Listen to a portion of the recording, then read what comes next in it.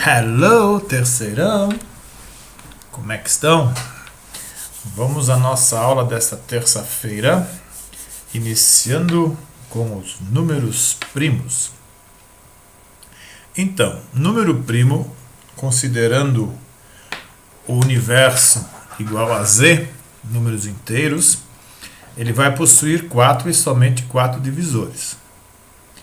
O menos 1, o 1 positivo, menos ele mesmo e ele. Ou seja, se nós temos um número p', seus divisores, para o resto zero, né, serão os únicos divisores serão menos 1, menos p e mais p.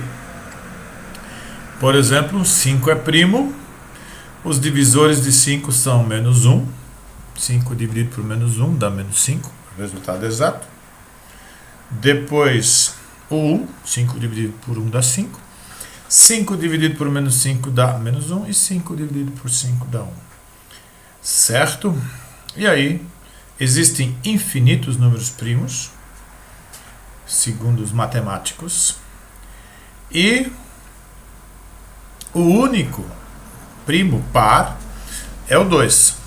Como nós estamos trabalhando com números inteiros, o 2 e o menos 2, certo? Números inteiros incluem os negativos, certo? E aí vem o teorema fundamental da aritmética, que é um teorema muito legal, que diz o seguinte: você pode decompor um número não primo, um número inteiro qualquer, em vários fatores primos, certo? Olha só, o 360 a gente pode decompor por 2, vai dar 180, por 2 de novo vai dar 90, por 2 de novo vai dar 45. Então vai dar 3 vezes o 2. 45 por 3 vai dar 15, 15 por 3 vai dar 5. Então, 2 vezes aparecendo 3. E o 5 aparece uma vez só, certo? É aquela decomposição que a gente faz com uma barra, né? E vai dividindo sucessivamente. Agora, o legal desse teorema é o seguinte, ó.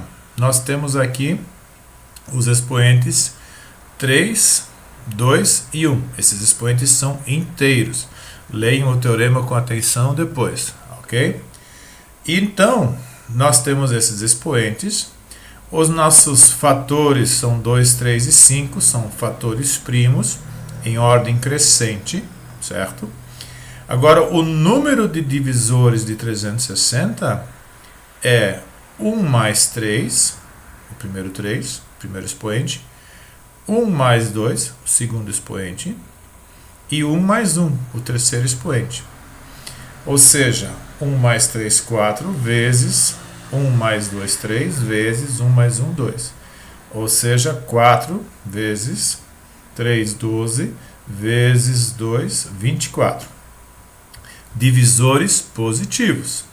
Então, eu trouxe eles aqui para vocês. Desse exemplo de 360, nós temos todos esses elementos aqui que são divisores do 360. Ok? Aqui nós temos 24. Mas se nós falarmos inteiros, certo? Veja aqui está números de divisores positivos. Agora eu estou falando número de divisores inteiros. É o dobro. Vai ter 24 positivos e 24 negativos, certo? Essas duas são as duas novidades da aula de hoje. E a gente vai mostrar os exercícios para que vocês entendam o que deve ser feito, né? No primeiro exercício, verificar se o 157 é primo. Então, ele não é divisível por 2, ele não é divisível por 3, ele não é divisível por 5, ele não é divisível por 7, nem por 11, nem por 13. Só que 13 vezes 13 já dá 169. Já passou.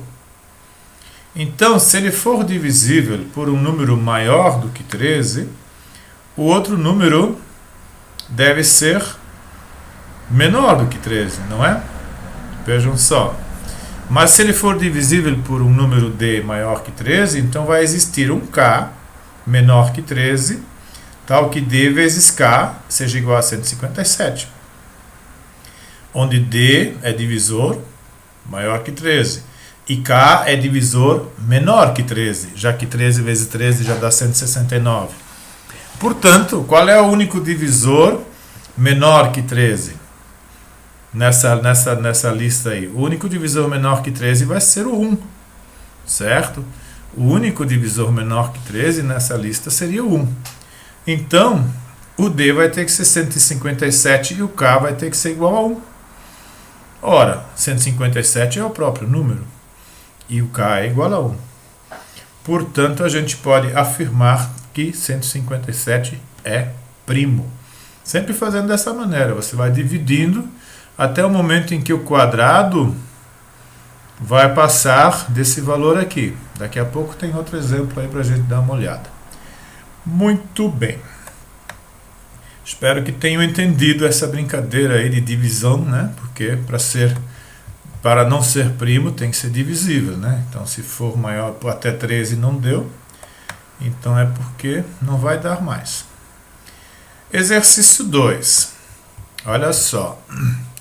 Diz que n menos 25 é igual a um número primo, certo? E aí eu já comecei a fazer. Se n quadrado menos 25 é igual a número primo, eu tenho que o produto de dois números aqui, n ao quadrado menos 25, é o produto da soma pela diferença. n menos 5 vezes n mais 5. Então isso vai dar p. Mas quem são os fatores que podem ser que podem estar aí? Um deles vai ter que ser 1, né? Um desses fatores precisa ser 1. Como a gente está trabalhando nos números inteiros, pode ser menos 1 também. Para ser primo, tem que ser 1 vezes alguém ou menos 1 vezes alguém. Certo? Então, a possibilidade de um deles ser 1 está aqui, ó. n mais 5 igual a 1. Teríamos n igual a menos 4. Menos 4 ao quadrado menos 25 daria menos 9. Menos 9 não é primo. Se pegarmos n mais 5 igual a menos 1, teremos n igual a menos 6. 36 menos 25 deu 11. 11 é primo. A mesma coisa vai acontecer com n menos 5 igual a 1. N igual a 6, não é? 6 ao quadrado menos 25, 11. E n menos 5 igual a menos 1 vai dar como lá em cima, n igual a 4. E aqui vai dar novamente menos 9. Portanto, as únicas possibilidades de n menos 5 ser 1 ou menos 1, ou n mais 5 ser 1 ou menos 1, são essas quatro possibilidades, sendo que apareceu apenas um número primo. Portanto, essa é a resposta da questão 2, e vocês vão assinalar letra B. Beleza? No exercício 3, é a brincadeirinha que a gente acabou de fazer. Esse 2 ao cubo vezes 15 eu ainda posso separar, devo separar, né, em 2 ao cubo vezes 3 vezes 5, porque 15 não é primo. E com isso eu tenho os expoentes 3, 1 e 1. E os fatores são primos. Aí vale o teorema. Aí eu pego 1 mais 3, que é o primeiro expoente, 1 mais 1, que é o segundo expoente, e 1 mais 1, que é o terceiro expoente. Ficando esse produto aqui, que vai dar 16. 16 positivos e 16 negativos. Portanto, 32 divisores. Ok? Mais um exercício para a gente brincar. P mais Q igual a 111, onde P e Q são primos.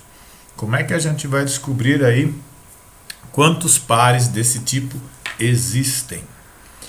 Aí tem que ser o seguinte, ó, precisa observar nessa questão que a soma é ímpar. A soma de dois números é ímpar. Ou seja, não vai haver dois pares, não vai ter, por exemplo, 6 mais 8, dá 14. Não dá ímpar. Também não vai ter dois números ímpares, tipo 7 mais 9, dá 16. Então, um deles tem que ser par. Aí está a charada. Qual é o único primo par? 2. Portanto, nós temos o menos 2 ou 2 nessa brincadeira aí. Ele vai estar junto. Então, nós temos duas possibilidades para verificar. Olha só, se nós usarmos o menos 2, o outro vai ser 113. Se nós usarmos o mais 2, o outro vai ser 109.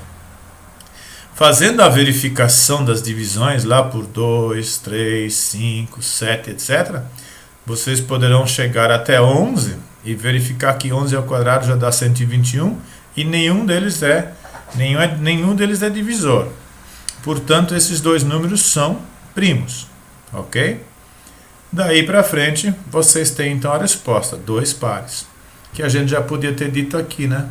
Se existem pares, só com essa soma sendo ímpar, um desses elementos tem que ser 2.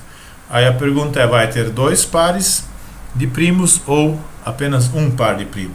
Como a gente achou aqui, são 2 pares de primos, certo? Vocês podem fazer a verificação dividindo esses números pelos números de 2 a 11, né? E verificar se dá para dividir. Muito bem. Vamos ao exercício 5, que aí é quebradeira, galera. Olha só. Vocês querem um exemplo de 5 números inteiros positivos consecutivos compostos. Essa aí tá uma jogada que talvez um dia vocês lembrem, né, da onde ela veio, mas não é tão fácil não. Então eu tenho aqui 120 mais 2, vai dar 122, é composto.